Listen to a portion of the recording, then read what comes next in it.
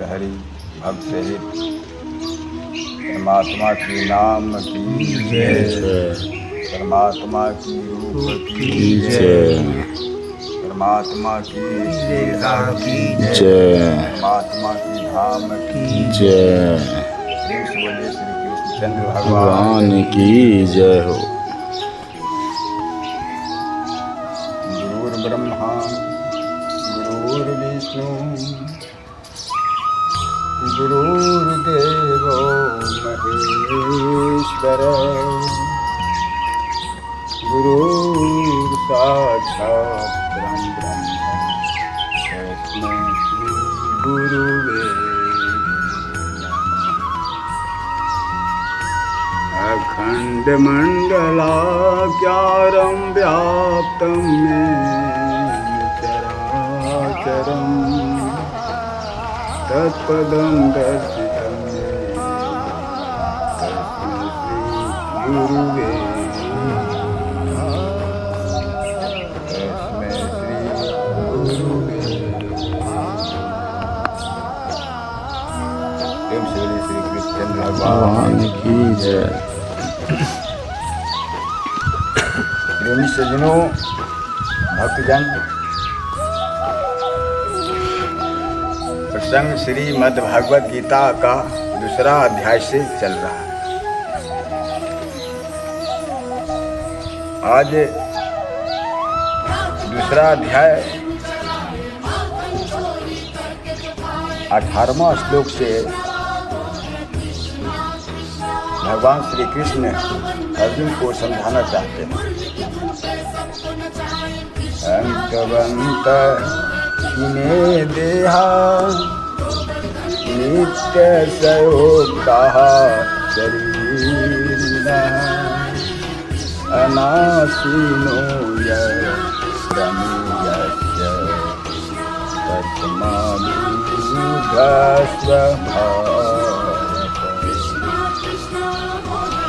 अर्थात भगवान श्री कृष्ण समझाते हैं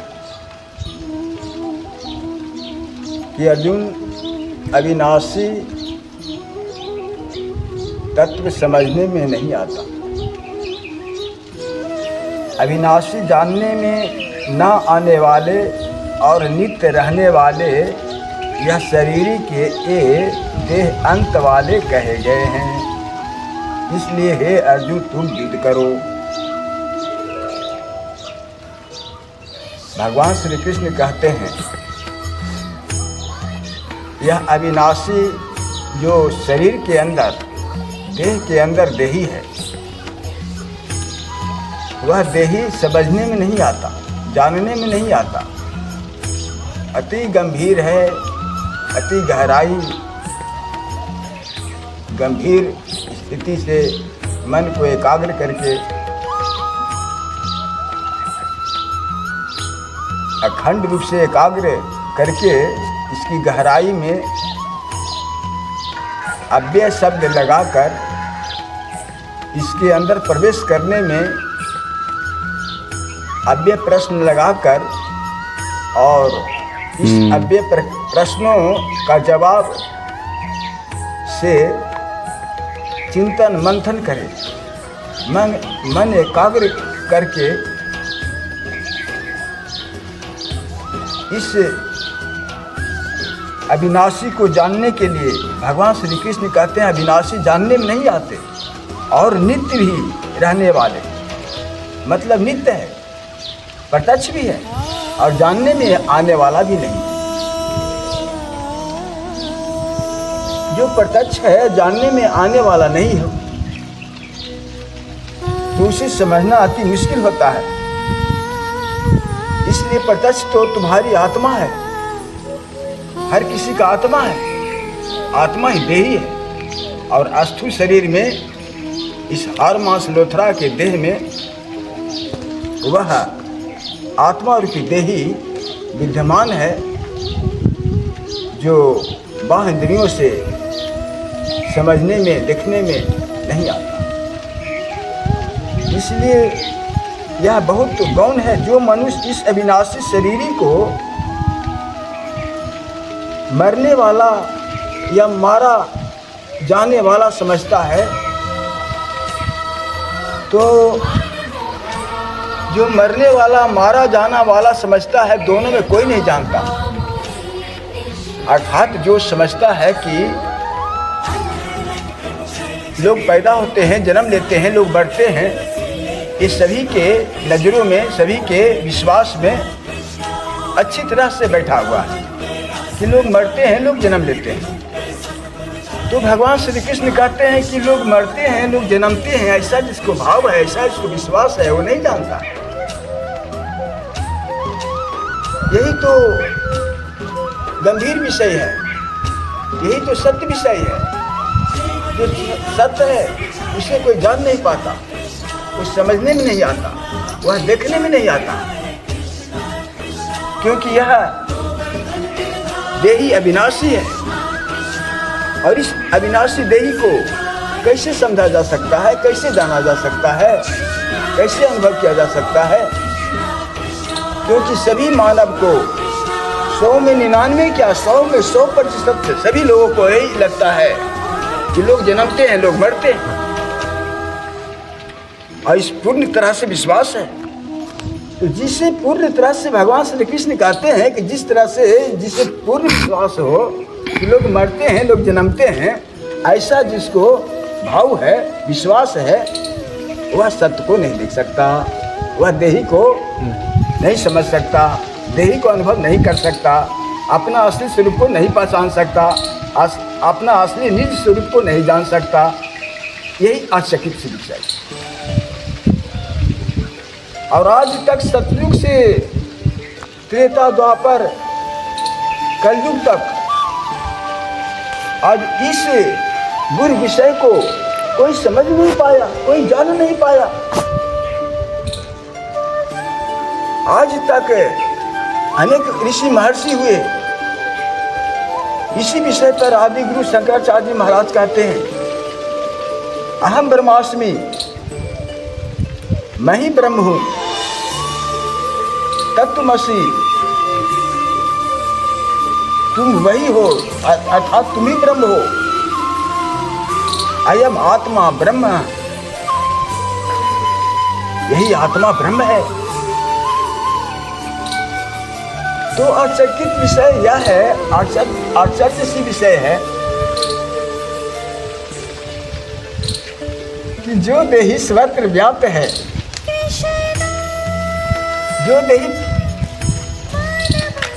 नित्य है, वर्तमान है, मौजूद है, लेकिन दिखने में नहीं आ रहा, समझने में नहीं आ रहा, जानने में नहीं आ रहा। यही तो बुरा विषय है जिसे समझना। संसार में किसी को विश्वास नहीं कि मानव अमर होते हैं, जीवात्मा अमर होते हैं, आत्मा अमर होती है। कोई पहचान नहीं मिलता, कोई प्रमाण नहीं मिलता, कैसे विश्वास हो? तो विश्वास हो कैसे? वो तो देही को न जानकर स्थूल हर मांस लोथरा को देखता है, और इसी को जन्मते देखता है, हर मांस लोथरा को बढ़ते देखता है, हर मांस लोथरा को जवान से बूढ़ा होते देखता है, अंत में इसको मरते देखता है और देही को बदनाम कर देता है। इस देह को मरते देखता है और देही को बदनाम कर देता है। देह और देही में अंतर नहीं समझता है। तो देह और देही में जब तक अंतर नहीं महसूस होगा, तब तक सत्य को नहीं जान सकता, सत्य को नहीं समझ सकता, तब तक मृत्यु पर विजय प्राप्त नहीं कर सकता। कैसे करे? क्योंकि अनजन्मा है, उसे जान नहीं रहा है, तो मृत्यु पर विजय प्राप्त कैसे होगा? मृत्यु पर विजय प्राप्त तो तब होगा जब जानेगा कि आत्मा की मृत्यु होते ही नहीं है, तब वो मृत्यु पर विजय पा लेगा। जब इस रहस्य को, इस भेद को, इस गुर बुद्धि को समझ लेगा कि वास्तव में आत्मा न मरती है न जन्मती है, यह कैसे विश्वास हो? तो इसी उपमा लेकर समझाया जाता है कि ठीक है, देही को समझना है तो श्वास को समझो, श्वास से प्रैक्टिकल करो। यह श्वास प्राण वायु है। यह तो सभी को अनुभव होता है कि प्राण वायु शरीर से प्राण निकलने के बाद शरीर मर जाता है, शिथिल हो जाता है, फिर शरीर को कोई कमाई नहीं होती है। तो बस उसी प्राण पर केंद्रित करो ध्यान, कि वह प्राण निकल जाने के बाद ये शरीर मरा सा हो जाता है, मर जाता है। तो वह प्राण, जो प्राण टूटते निकली, प्राण टूटते जो प्राण निकलता है, तो वह प्राण का स्वरूप क्या होता है? क्या उस प्राण को देखा है? क्या उस प्राण को अनुभव किया है? क्या उस प्राण को जाना है? तो वही तो देही शरीर है, वही प्राण तो कम से कम सूक्ष्म शरीर है। सूक्ष्म शरीर को जानोगे तो कारण शरीर को और इसके अंदर जो देही शरीर आत्मा को जान पाओगे। सूक्ष्म शरीर को नहीं जान पा रहे हो तो सूक्ष्म शरीर को नहीं जान पाओगे तो इसमें आत्मा को कैसे जान पाओगे? तो इस प्राण भाव से सूक्ष्म शरीर को अनुभव करो कि यह सूक्ष्म शरीर, इसमें जीने वाला शरीर है, वह निराकार है। तो निराकार की मृत्यु होता है क्या? निराकार का रूपाकार होता है क्या? तो रूपाकार है, ये प्राण हवा के समान, वायु के समान है। अब कोई हवा को कहे कि मर गया, हवा जल गया, हवा कट गया, हवा का पैर टूट गया, हवा का हाथ टूट गई, कोई विश्वास करेगा? हंसेगा या नहीं? तो वैसे प्राण तेरी हवा है, प्राण वायु तेरी हवा स्वरूप है, और उसी प्रकार से आत्मा है, निराकार है। तो वह निराकार आत्मा जब निराकार होता है तो मरता कैसे है? यही बात को समझना है, यही रहस्य को समझना है कि हम सब हाड़ मांस का लोथरा नहीं है, पिंड नहीं है, पिंडधारी नहीं है, हम लोग स्थूल शरीर नहीं है, हम लोग सूक्ष्म शरीर हैं। और सूक्ष्म शरीर के अंदर यह देही आत्मा विद्यमान है, चेतनता है, चेतन स्वरूप है, प्रकाश स्वरूप है, श्वास स्वरूप है। इसीलिए अपने श्वास को जिस रूप में श्वास है, श्वास का जो आकार है, रूप है, इसकी जो अवस्था है, इसकी जो केंद्र है, उसी प्रकार से अपना असली स्वरूप का पहचान बनाओ तो मृत्यु पर विजय का प्रत्यक्ष सत्य अनुभव होगा। वही भगवान श्री कृष्ण ने 18वां श्लोक से और 19वां श्लोक से यही समझाने जा रहे हैं। भगवान श्री कृष्ण कहते हैं कि यह अविनाशी, जानने में ना आने वाला और नित्य रहने वाला। नित्य मतलब यहाँ मौजूद है और जानने में नहीं आ रहा। और हम लोग जो देखते हैं शरीर है, शरीर को मरते जन्मते देखता है, और हम लोग विश्वास कर लिया कि लोग मरते हैं, लोग जन्मते हैं, और इसी से हम लोग मरने जन्मने वाला एक है अंधविश्वास घर बना लिया है। और मृत्यु को और जन्म को जान रहा हूँ, और न आत्मा का न मृत्यु होता न जन्म होता है, क्योंकि यह निराकार होती है, यह हवा रूप होता है, प्रकाश रूप होता है। तो प्रकाश का क्या कोई क्षय होता है? प्रकाश कोई काट सकता है? नहीं। प्रकाश का कोई मार सकता है, जला सकता है, डरा सकता है? तो उसी प्रकार से प्रकाश को भी मान लो। तो प्रकाश भी आपका चेतन अवस्था है। तो चेतन अवस्था प्रकाश है, श्वास है, यही आपका मूल स्वरूप है, यही आपका मूल शरीर देही है। तो यह कैसे मर सकता है, यह कैसे जन्म सकता है? बस इसी को समझना है। अब इस विषय पर मैं गहराई से जाता हूं। अब इस विषय को समझने के लिए अब ध्यान सत्य पर एकाग्र करना होगा। सत्य क्या है? सत्य वह है जिसमें कोई परिवर्तन नहीं होता है, वही सत्य है। सत्य क्या है? हमारी साक्षी अवस्था, दृष्टा अवस्था। दृश्य जो है वो साक्षी नहीं है, दृश्य है जो माया है। और दृष्टा है वही साक्षी है, दृष्टा है वही सही है। दृश्य सही नहीं, सत्य नहीं, दृष्टा सत्य है, साक्षी सत्य है। जो साक्षी है अपना जीवात्मा का साक्षी है, वही आत्मा है। तो हमें वैसे विश्वास करना होगा। और जन्म मरण जो विश्वास है, लोगों को देखना जानना, ये विश्वास हटाना होगा, ये अंधविश्वास को तोड़ना होगा, सत्य को जगाना होगा। तो इसे जगाने के लिए यहाँ पर अब जो आंखों तू देख रहा, तू आंखों जो देख, सत्य दिखाई देते हैं जहां ईश्वर रहे सचेत। जिस आंखों से देख रहा है तो दृश्य हुआ, तू आंखों जो देख, कि अंदर से देखने वाला दृष्टा कौन है, साक्षी कौन है। तो तू आंखों जो देख, तो सत्य दिखाई देते हैं जहां ईश्वर है सचेत। ईश्वर अंश जीव अविनाशी इसी में सचेत रूप से, दृष्टा रूप से, साक्षी रूप से विद्यमान है, अनुभव की विषय है। इसलिए अब इस विषय पर अब वही जान सकता है जिसे मानवबंधु गुरु का सानिध्य प्राप्त हुआ। अब इसे कौन जान सकता, इसे कौन समझा सकता। तो यहाँ जगत में 3 प्रकार के गुरु हैं। पहला गुरु मानवबंधु गुरु है, दूसरा गुरु सिद्धांत गुरु है, और तीसरा गुरु दिव्यांध गुरु है। मानवबंधु गुरु तो वो है जो हम लोग को मानवता का पाठ पढ़ाता है। बड़े बुजुर्ग लोग हमें नीति समझाते हैं, व्यवहार में सार्थक कर्म व्यवहार बतलाते हैं। तो माता पिता, बड़े भाई या विद्वान लोग, गुरु पुरोहित पंडित लोग, बुरे बुजुर्ग लोग जो हमें शिक्षा देते हैं, तो हम मानवता को प्रदान करते हैं, मानवता को प्राप्त करते हैं। अर्थात मानवता वह हुआ जो इंसान बन गया। तो ये हुआ मानवबंधु गुरु।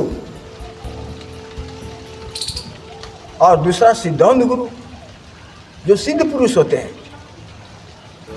जैसे ऋषि, महर्षि, गुरु, विद्वान, पंडित, बड़े बड़े विद्वान जो माने जाते हैं। तो सिद्धांत गुरु वही है जो सिद्ध पुरुष है। तो सिद्धांत गुरु को ही लोग जानते हैं। यहाँ जगत गुरु आदि गुरु शंकराचार्य महाराज, जगत गुरु महाराज, बड़े बड़े ऋषि महर्षि, ये सब सिद्धांत गुरु के अंतर्गत आते हैं। और सिद्धांत गुरु इस भेदभाव को नहीं समझते, नहीं जानते। जगत गुरु भी नहीं जानते। आदि गुरु शंकराचार्य महाराज जानते थे, लेकिन आज के जो वर्तमान शंकराचार्य महाराज हैं वो नहीं जानते इस बात को। अब कहिए कैसे, क्यों नहीं जानते? क्योंकि इन्हें जानने वाले का लक्षण होता है, दिव्यांग गुरु का लक्षण होता है। वो कौन सा लक्षण होता है?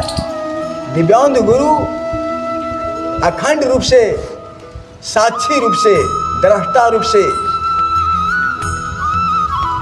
अपने सीमा में मौजूद होते हैं। उनकी पहचान यह है। इसलिए जो अपनी सीमा से बाहर आ चुका है, जो साक्षी में नहीं है, दृष्टा में नहीं है,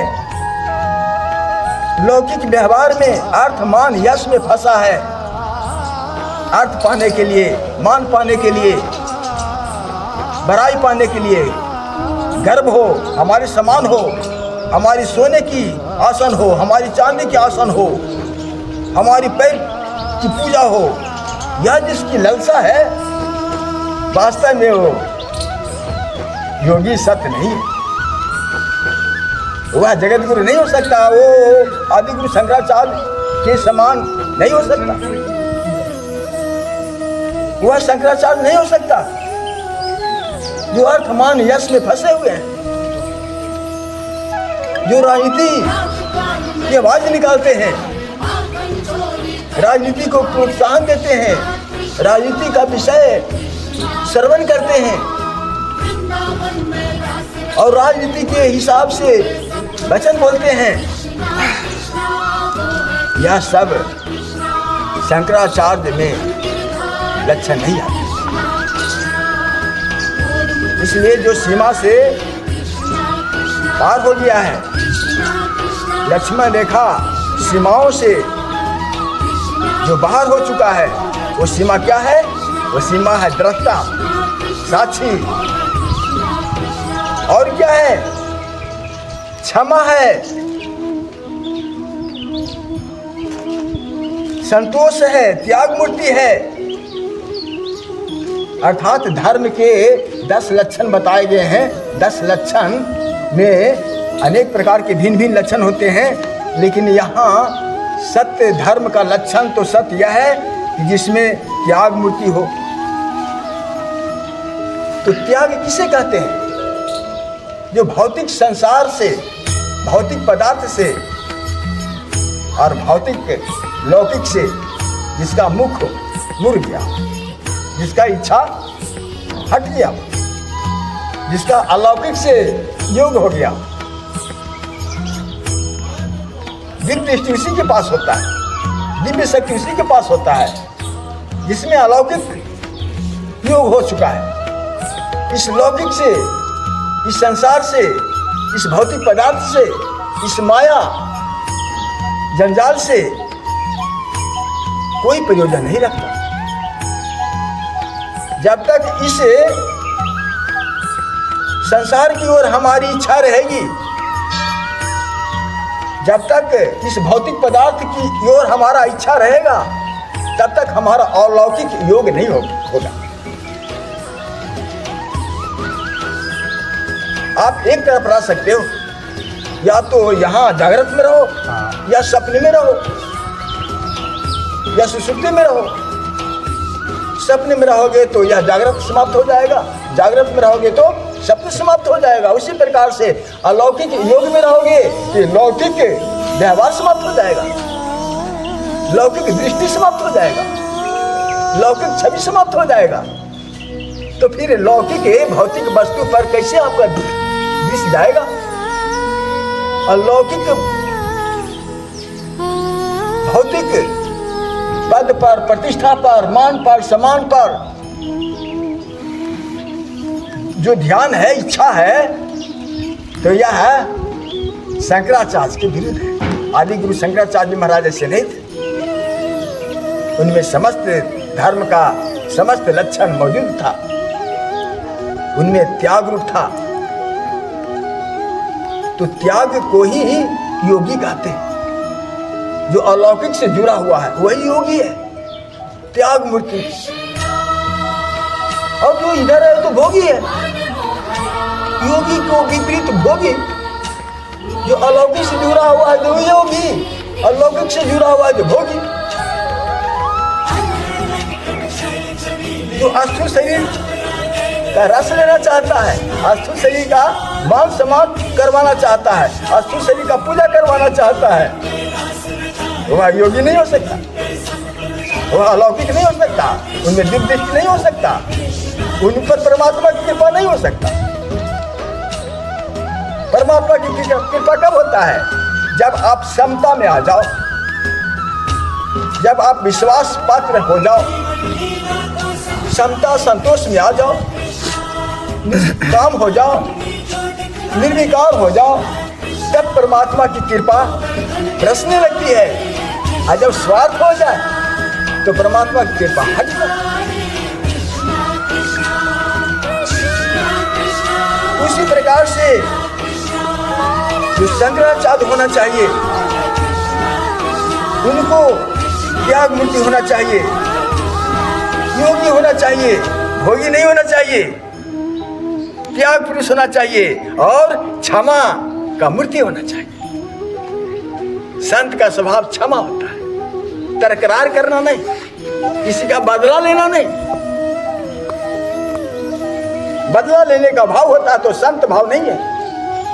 तकरार करने का, किसी को जवाब देने का, किसी को दिल दुखाने का, किसी को हिंसात्मक मन से वाणी से भी हिंसात्मक भाव प्रदान करने का, उलझन पारने का, उलझन में लाने का, विकार विषय में समस्या खड़ी कर देने का, यह सब जिसमें धारा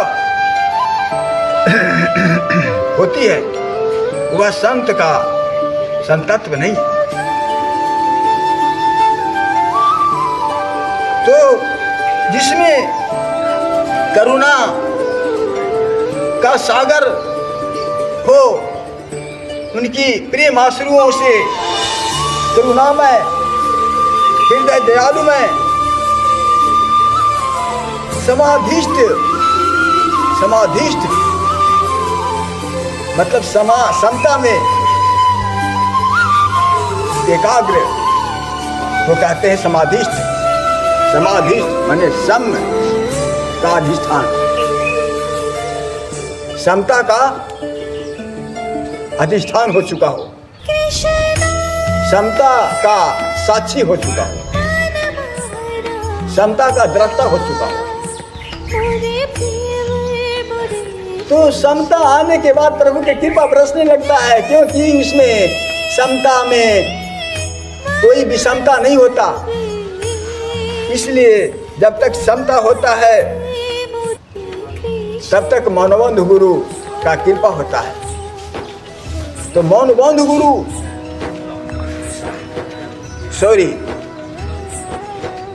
जब समता का क्षमता होता है तो दिव्यांग गुरु का चमत्कार होता है, दिव्यांग गुरु की कृपा होता है। तो दिव्यांग गुरु होते हैं जिसको परमात्मा चुनते हैं। यहाँ के संसार के ऋषि महर्षि भी उसको नहीं चुनते। एक बात और मैं बताऊं, जगत गुरु का पदवी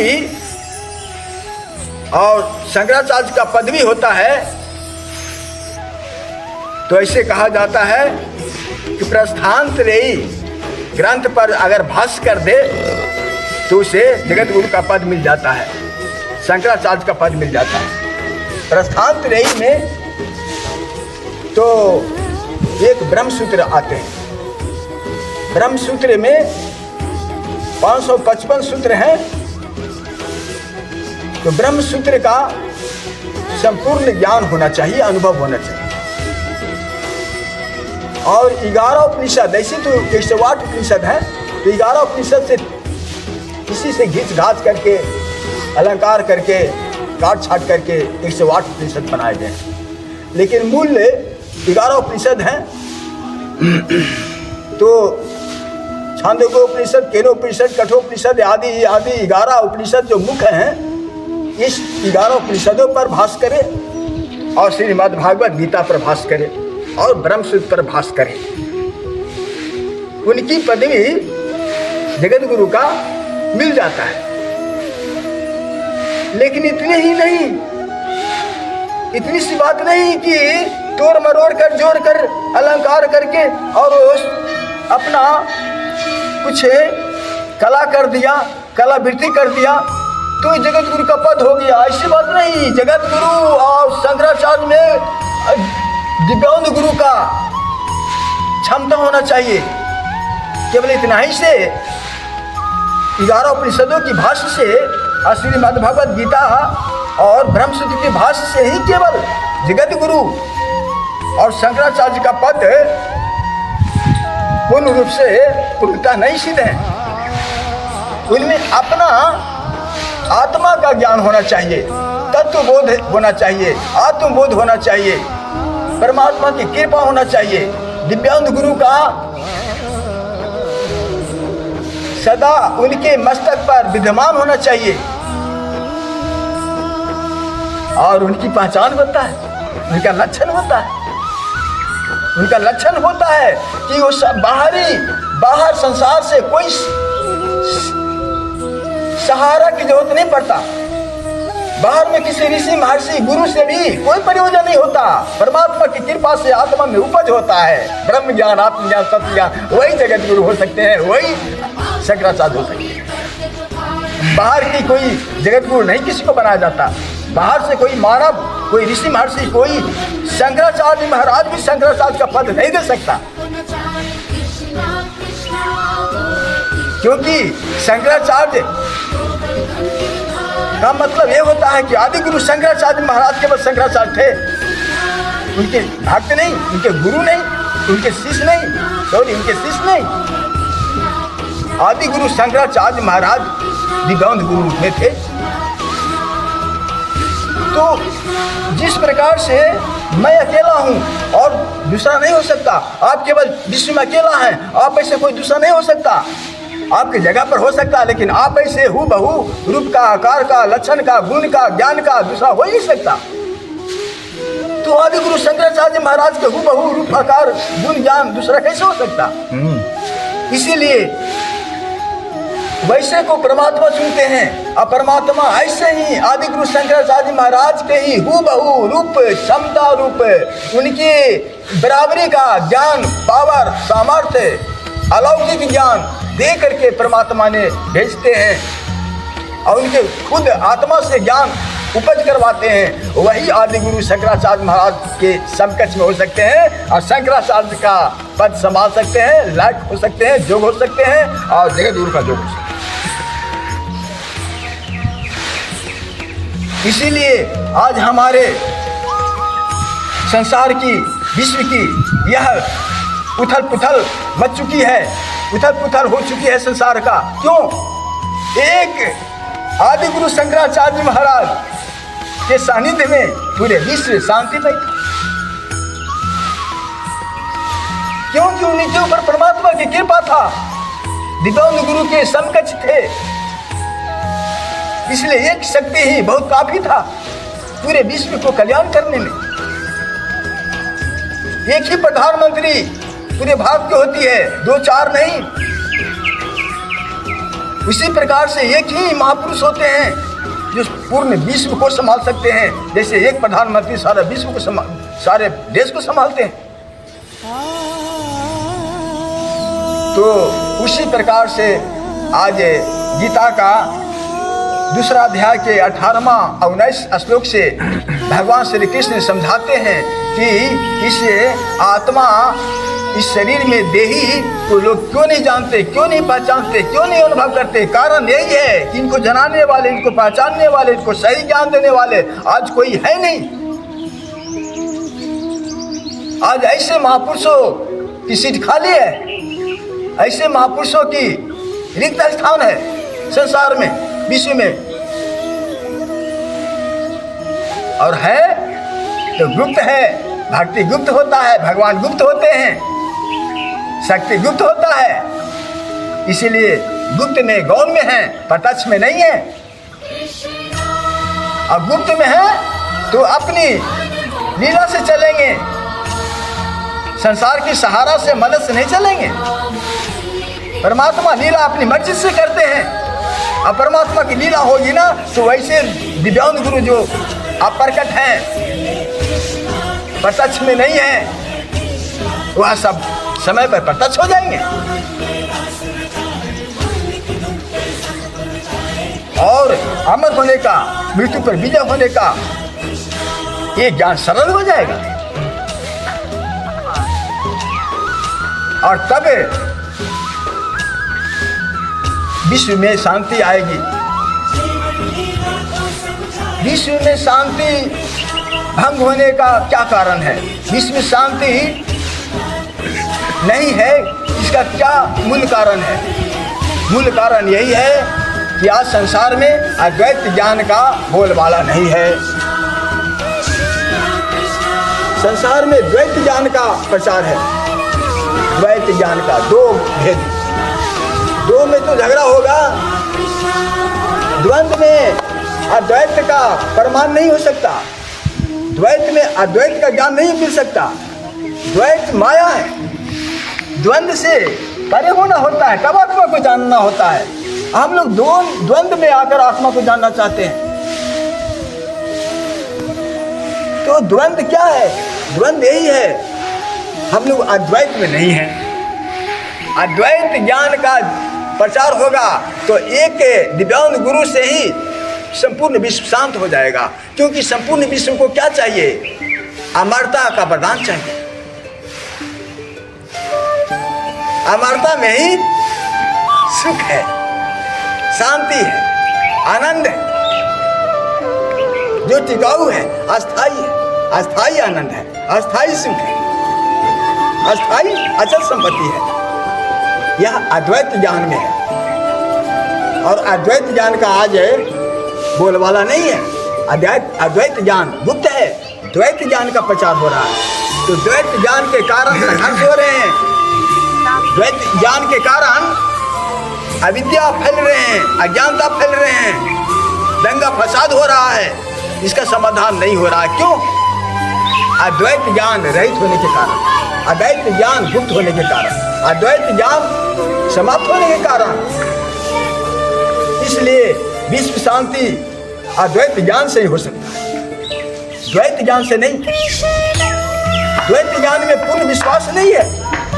द्वैत ज्ञान में सत्य का आभास नहीं होता, सत्य का अभाव है। और जहाँ सत्य का अभाव है वहाँ झगड़ा होगा, वहाँ दंगा फसाद होगा। जब तक सच्चाई का बोध नहीं होता, सत्य का अनुभव नहीं होता, सत्य का साक्षात्कार नहीं होता, तब तक आत्मा में शांति नहीं होती, तब तक आत्मा उथल पुथल होती है। यही उथल पुथल तो द्वंद्व है। शांत नहीं हो रही। विश्वास, पूर्ण विश्वास जब होती है तब शांत मन होता है।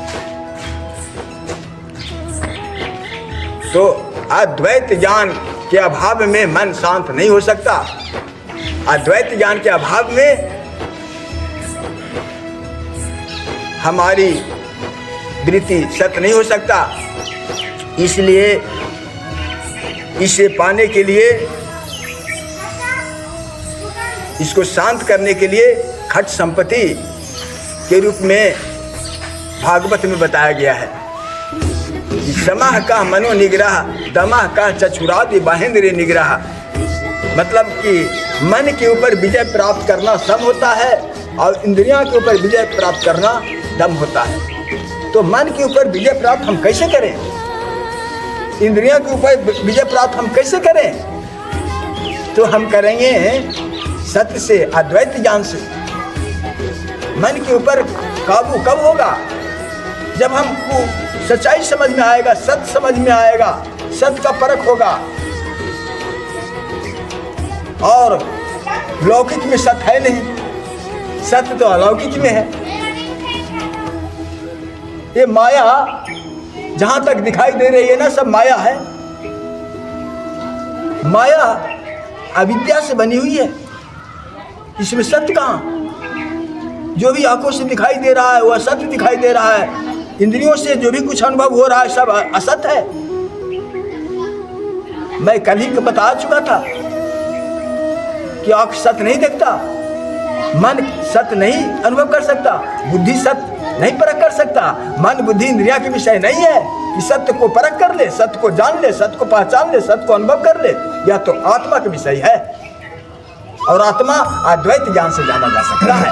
बस केवल अद्वैत ज्ञान से, अद्वैत ज्ञान से आत्मा को जाना जा सकता है, द्वैत ज्ञान से नहीं।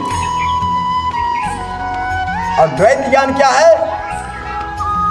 ग्रंथों का विशेष गहराई न जान करके अपने अपने मन बुद्धि से अर्थ लगा करके और भावार्थ को विचलित कर देता है और कहता है कि हम गीता तो समझ गए जी, गीता तो मैं जानता हूँ जी, गीता तो मैं देखा हूँ जी, गीता तो कई बार पढ़ा हूँ जी। अरे 1000 बार पढ़ो गीता, इससे क्या होगा? गीता कब समझ पाओगे? ये गीता नहीं है। आज गीता के विषय में मैं कुछ और अनुगीता के विषय पर बता रहा हूँ। अनुगीता है एक, अनुगीता से हम आत्मा के विषय में, अनुगीता का मतलब होता है कि जो प्रकृति का एक निराकार अवस्था होता है, साकार अनिराकार, दो रूप होता है, तो निराकार से साकार और साकार से निराकार, ये परिवर्तन कैसे होता है, किस कणों से होता है, किस तत्वों से होता है, उस सूक्ष्म कण को जानना, उस तत्वों को जानना अनुगीता में बताया गया। अनुगीता मतलब अणु, परमाणु, इलेक्ट्रॉन, प्रोटॉन, न्यूट्रॉन से हम लोग अनुभव तो कर सकते हैं, इस आंखों से तो देख नहीं सकते। इलेक्ट्रॉन माइक्रोस्कोप से जो एक वस्तु 18 लाख गुना बड़ा दिखाई देता है, उसमें भी इलेक्ट्रॉन, प्रोटॉन, न्यूट्रॉन का जो पूरी क्रियाएं जो होती है, उसका प्रतिफल क्या होता है, कि उसमें कारण क्या है, उसमें निवारण क्या है, ये सारे को परख नहीं हो पाता। इसलिए ये हर वस्तु पदार्थ में जो निराकार रूप से इलेक्ट्रॉन, प्रोटॉन, न्यूट्रॉन रूप से, अणु रूप से, परमाणु रूप से जो क्रियाएं हो रही है, जो आंखों से नहीं देखा जा सकता, तो ऐसे प्रकृति के द्वारा परमात्मा का जो लीला हो रही है, परमात्मा का प्रकृति के द्वारा जो क्रिया हो रही है, प्रकृति के द्वारा अनेक प्रकार के कारण बने हुए हैं प्रकृति, तो प्रकृति के द्वारा आज परमात्मा का सारे लीला क्रिया हो रही है। ये सब निराकार रूप से, अणु परमाणु रूप से जाना जा सकता है। इस अणु रूप से तत्वबोध का विश्लेषण करते हुए इसे अनुगीता को ही मतलब कि उत्तर गीता के रूप में समझा गया है। एक समय की बात है, ज्ञान अद्वैत का जब तक निष्ठा नहीं होता, अद्वैत ज्ञान का जब तक इसमें अणु परमाणु रूप से तत्व का विद्यमान नहीं होता, तब तक मन विचलित हो जाता है, क्योंकि अद्वैत शक्ति से ही यह सत्य अस्थिर होता है, अस्थायी होता है। अद्वैत ज्ञान भंग होते ही ये सत्य का अभाव हो जाता है। इसलिए उत्तर गीता में बताया गया है कि एक समय भगवान श्री कृष्ण या पांडव जब विजय प्राप्त किया महाभारत युद्ध में, तो उन्होंने 36 वर्ष राज किया। पांडव जब 36 वर्ष राज किया, तो उसके बाद भगवान श्री कृष्ण ने कहा कि अब मुझे निर्वाण पद को प्राप्त करने का समय आ गया है। अब मैं अपने वैकुंठ लोक को, साकेत लोक को, अपना धाम को अब प्रस्थान करूँगा। पांडव को समझ में आया कि वो भगवान श्री कृष्ण जब अपने निज धाम में प्रवेश कर जाएंगे, चले जाएंगे, तो फिर क्या होगा। तब उनका ध्यान होता है कि जब चले जाएंगे तो फिर हमें वो ज्ञान का अभाव हो जाएगा, फिर क्या करूं। फिर ध्यान आया उस विषय पर कि अर्जुन को लगा कि हमें जो भगवान श्री कृष्ण ने महाभारत के समय, युद्ध के समय जो ज्ञान दिया था, श्रीमद् भागवत गीता का 18वां अध्याय का जो ज्ञान दिया था, जिस प्रकार से आभास कराया था, ज्ञान का तदाकार कराया था, साक्षात्कार कराया था, वो सारे उनके स्मृति से अब समाप्त हो चुका। अब वो अर्जुन को लगा कि वो ज्ञान मुझ में अब रहा नहीं। अब ऐसा क्यों हुआ। कुछ समय पहले मैं पूर्ण रूप से अनुभव करता था कि मैं अनजन्मा हूँ, मैं अभय हूँ, मैं सत्य को जान गया हूँ, मैं परमात्मा को अनुभव कर चुका हूँ, मैं आत्मा को जान चुका हूँ। तो इस ज्ञान को फिर भुला क्यों दिया, क्यों स्मृति से उठ गई, स्मृति भंग क्यों हो गई। अर्जुन को वो ज्ञान फिर आभास क्यों नहीं हो रहा। जो ज्ञान भगवान श्री कृष्ण ने दिया था महाभारत को युद्ध के समय, वो ज्ञान अब रहा नहीं अर्जुन को। तो अर्जुन को लगा हे प्रभु, मुझे वो ज्ञान फिर से चाहिए, जो ज्ञान युद्ध के समय, महाभारत युद्ध के समय जो मुझे ज्ञान प्रदान किया था। हे प्रभु, मैं चाहता हूँ, वही मेरी इच्छा है कि फिर मेरी अंतरात्मा की इच्छा है कि वही ज्ञान पुनः फिर आप प्रकट करें, वही ज्ञान पुनः फिर मुझे सुनाएं। भगवान श्री कृष्ण ने कहा कि अरे अर्जुन, जिस समय महाभारत युद्ध हो रहा था, उस समय जो मैं गीता का ज्ञान दे रहा था, वो ज्ञान मैं दोबारा नहीं दे सकता। अर्जुन ने कहा क्यों प्रभु। वो ज्ञान फिर दोबारा क्यों नहीं दे सकते? कहा कि मैंने कहा ना कि वो ज्ञान दोबारा मैं भी अब नहीं दे सकता। कहा क्यों प्रभु, आपने ही तो दिया था। कहा हाँ दिया था, वो समय कुछ और था, अब समय कुछ और है। कहा प्रभु समय क्या करेगा? जब आप विशेषज्ञ हैं, आप दिव्य पुरुष हैं, आप परमात्मा के रूप हैं, तो आप को अभाव क्यों हो सकता है? आप में कारण क्या लग सकता है? आप क्यों नहीं दे सकते? कहा अर्जुन यह समझाना बड़ा मुश्किल है। कहा प्रभु बताइए, समझाइए, क्यों नहीं दे सकते? वही ज्ञान क्यों नहीं दे सकते? कहा कि देखो वो ज्ञान इसलिए नहीं दे सकता कि जिस समय मैं गीता का ज्ञान दे रहा था उस समय सृष्टि का काल चक्र रुक गया था। ब्रह्मा अपना ब्रह्म सृष्टि रचना करना छोड़ दिया था। विष्णु ये सृष्टि को संचालन करना छोड़ दिया था। भगवान शंकर इसे काल के ओर विनाश करने का कार्य छोड़ चुका था। अर्थात 33 करोड़ देवी देवताओं सब अपना अपना काम धाम छोड़कर यही ज्ञान सुन रहा था। जो ज्ञान तुझे युद्ध स्थल पर गीता का ज्ञान सुना रहा था, वो गीता का ज्ञान केवल नहीं समझना, वो ज्ञान अलौकिक था। वो ज्ञान चारों वेद, 6 शास्त्र, 108 उपनिषद, समस्त ग्रंथ, समस्त मनुष्यों का, समस्त जगत गुरुओं का जो एक सार रूप, मूर्ति रूप जो सार ज्ञान होता है, वह ज्ञान के रूप में प्रदान किया गया था। उस ज्ञान को देने के लिए सृष्टि चक्र को रोकना पड़ा था।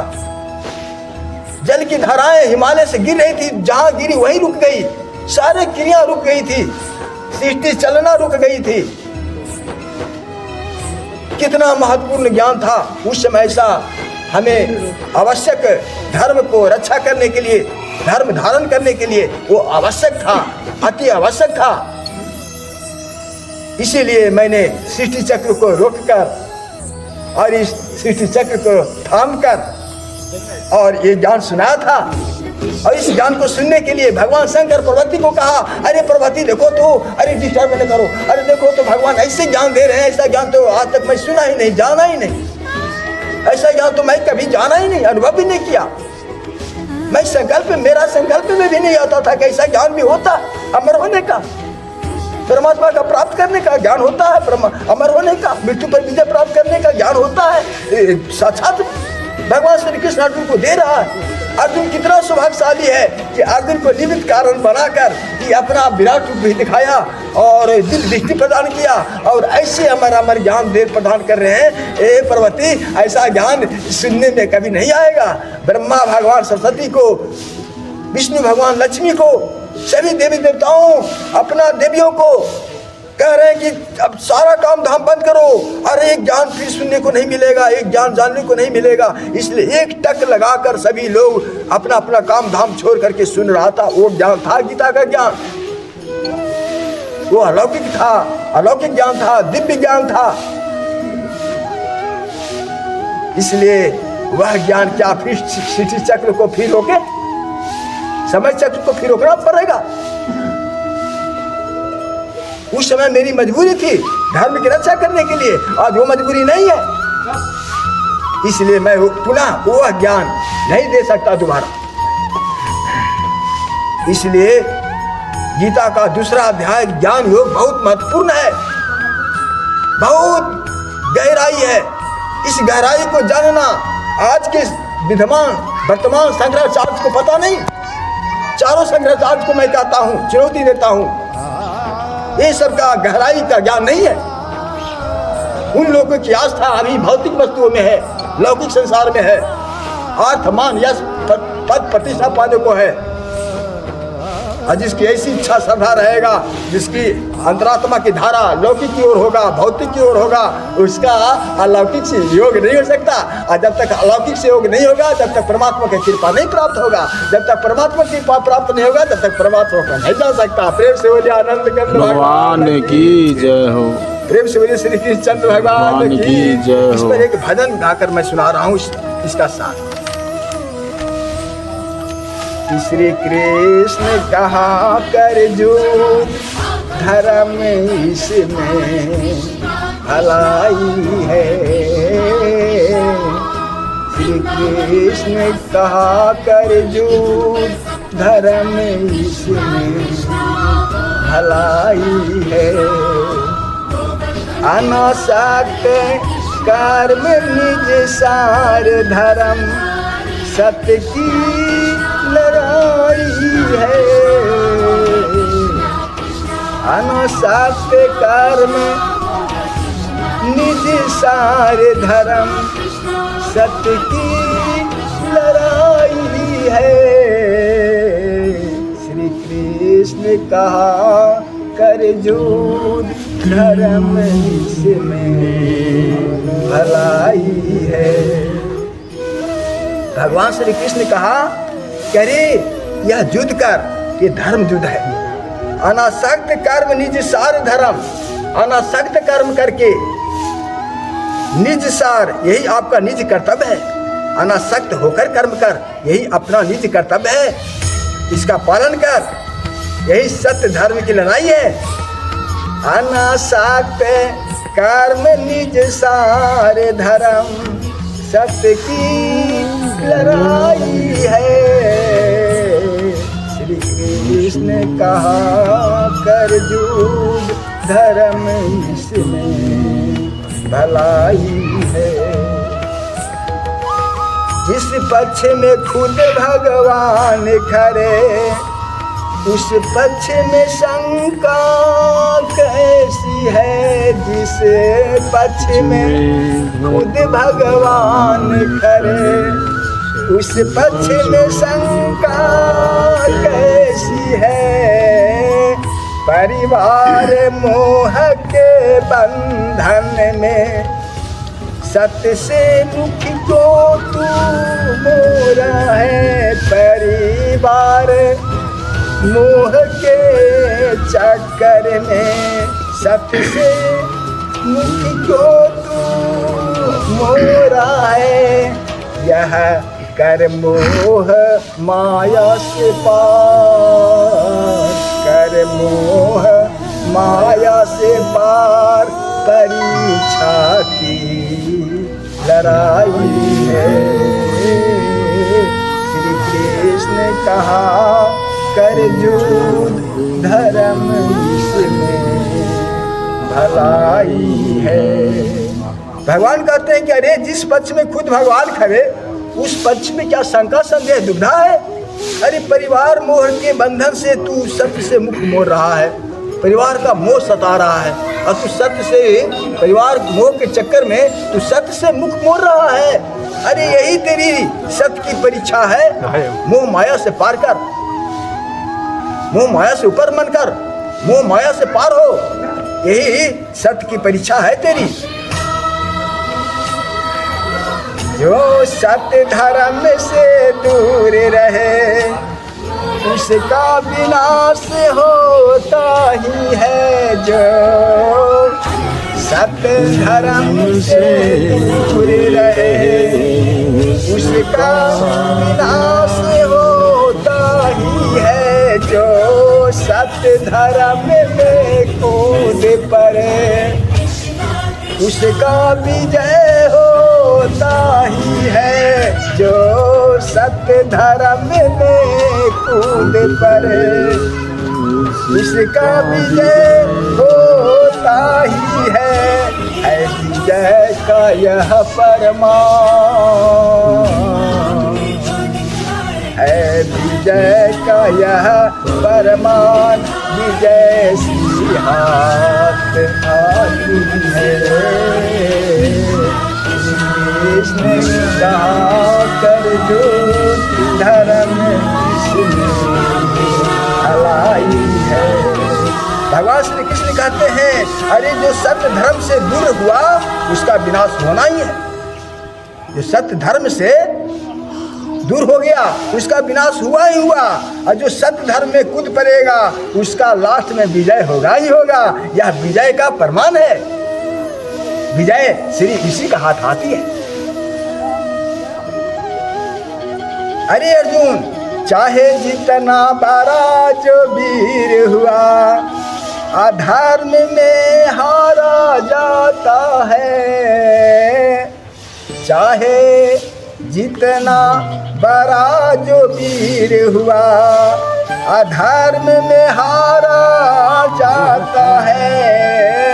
देखो रावण की वीर गति, देखो रावण की वीर गति, क्या धर्म बिना जीत पाया है। देखो रावण की वीर गति, क्या धर्म बिना जीत पाया है।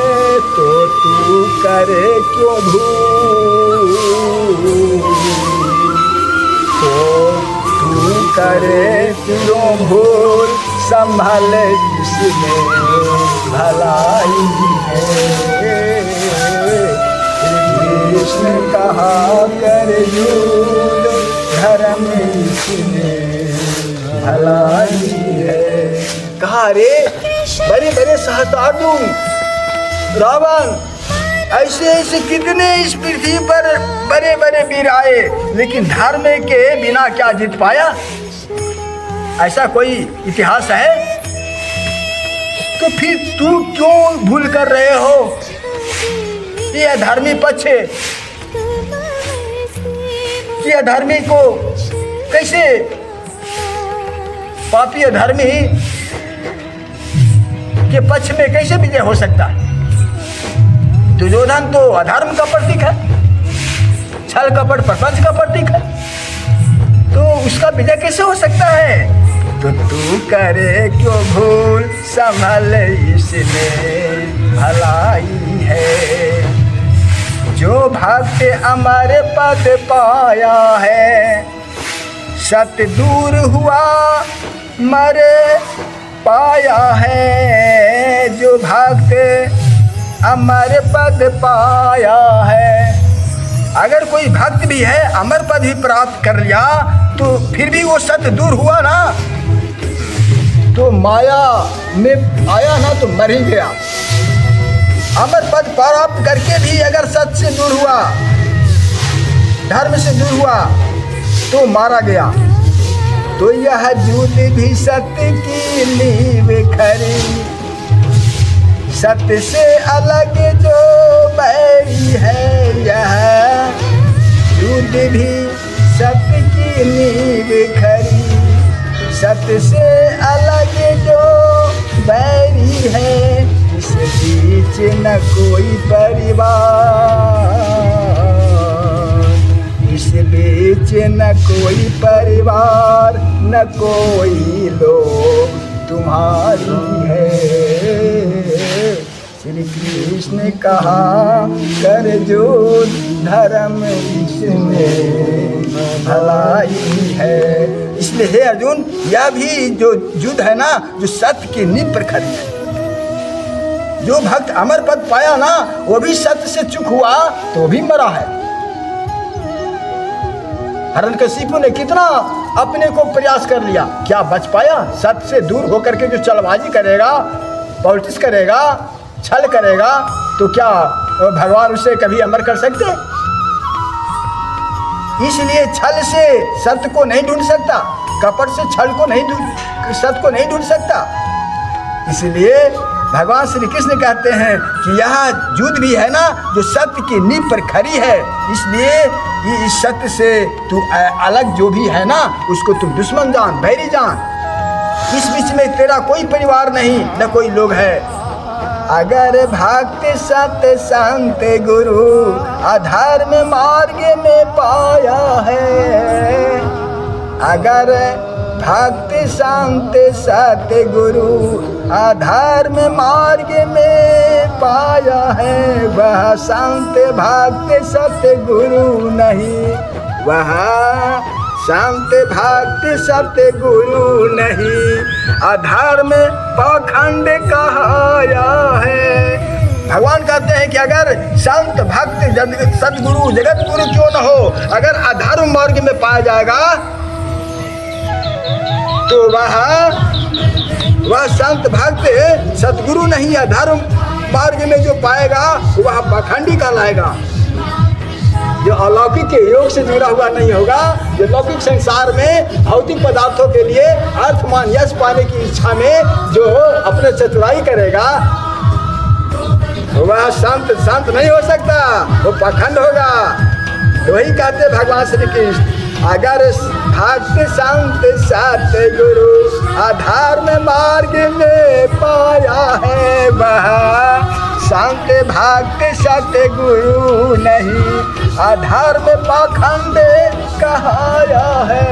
तू मान मेरी हर बात,